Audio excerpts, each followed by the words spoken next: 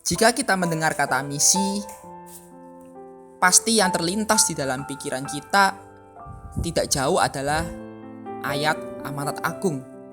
Tanpa dapat kita mengingat ayat-ayat lain yang ada di dalam Alkitab. Dan selama bertahun-tahun, kita tentu tahu bahwa budaya di gereja kita selalu menempatkan amanat agung sebagai tema utama dari konferensi misi yang dipergunakan untuk memotivasi setiap orang supaya memiliki kemauan diutus ke ladang misi. Maka tidak heran kalau ketaatan kita ini untuk diutus sangat rendah sekali. Memang siapa sih yang mau ketika membaca satu ayat lalu menggantungkan masa depannya pada satu ayat saja?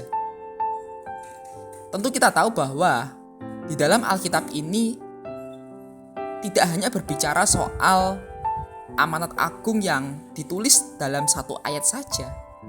Bahwa ke-66 kitab ini, kalau kita dapat gali seluruhnya, bahwa sejak penciptaan Allah telah berkehendak untuk menebus segala bangsa bagi dirinya. Kita sebagai orang Kristen harus melihat dunia ini sebagaimana Allah melihat dunia ini. Mari kita mempelajari dari sudut pandang hati Allah bagi dunia ini. Dan kita akan melihat bahwa dari Kejadian hingga Wahyu, Allah telah memberikan satu tujuan agar supaya kita, seluruh umatnya, terkoneksi kembali dengan Sang Pencipta. Nah, untuk membawa setiap orang atau suku bangsa ini kembali kepada tujuan Allah, maka Alkitab adalah salah satu solusi di mana menjadi penuntun bagi setiap orang untuk kembali kepada Allah. Dan di dalam surat yang ditulis Rasul Paulus di dalam kitab Roma di pasal yang ke-15 ayat yang ke-20 di sini dikatakan, dan dalam pemberitaan itu aku menganggap sebagai kehormatanku bahwa aku tidak melakukannya di tempat-tempat di mana nama Kristus telah dikenal orang, supaya aku jangan membangun di atas dasar yang telah diletakkan orang lain. Tetapi sesuai dengan yang ada tertulis, mereka yang belum pernah mendengar berita tentang Dia akan melihat Dia, dan mereka yang tidak pernah mendengarnya akan mengerti. Jadi dalam Kristus aku boleh bermegah tentang pelayanan bagi Allah. Satu dedikasi hidup ini yang kita miliki adalah selain kita menghidupi kehidupan kita secara jasmani, tentu ada satu kehidupan rohani yang perlu kita hidupi sebagaimana kita hidup. Tentu Rasul Paulus di sini menegaskan bahwa Paulus menjelaskan dasar-dasar dari tulisannya tentang pelayanan Paulus dalam memberitakan Injil atau dalam perjalanan misi. Dan tentu dalam hal ini harapan Paulus untuk datang di kota Roma ini adalah bagaimana nama Allah, nama Yesus dapat dikenal banyak orang. Tentu suku bangsa adalah satu hal yang dirindukan hati Bapa. Dan itu semua harus dimulai dari kita. Yang bagaimana kita harus bangkit dari kesuaman rohani kita. Nah, maka istilah KKR itu sebenarnya bukan hanya berbicara soal sebuah kebaktian yang berapi-api. Tapi dalam hal KKR ini adalah kebangunan rohani ini terjadi setiap hari dalam kita memberitakan Injil. Memang dalam kita memberitakan Injil ini kita akan bisa membedakan antara hikmat Allah dan hikmat manusia.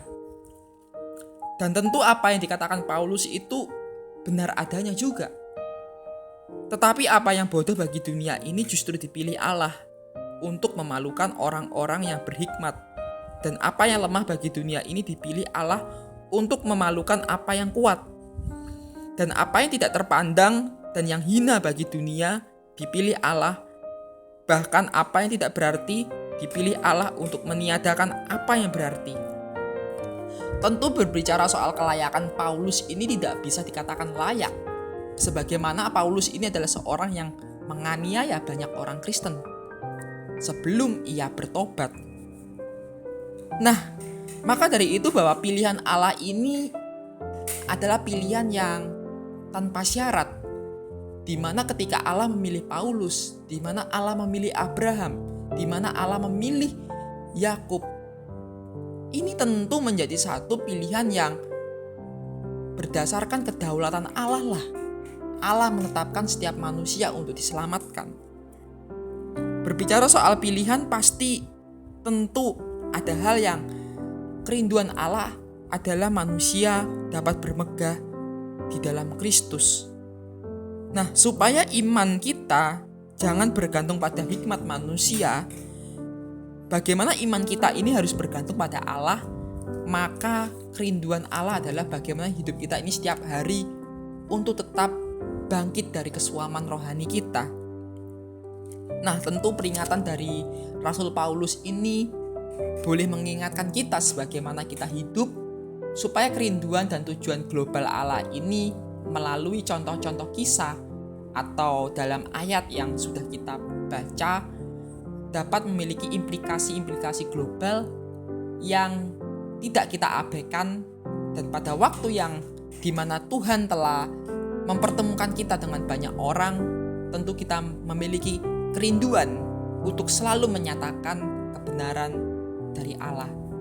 Ketika Allah telah menyatakan melalui Roh Kudus kepada orang yang mendengarkan tentang Injil yang kita beritakan, kita akan menerima buah keselamatan yang dianugerahkan Allah di dalam setiap orang yang telah dipilih. Mari kita menghidupi panggilan kita senantiasa dengan sukacita daripada surgawi. Ya, kiranya melalui perenungan ini boleh memberkati kita semua. Selamat beraktivitas buat kita. Tuhan Yesus memberkati.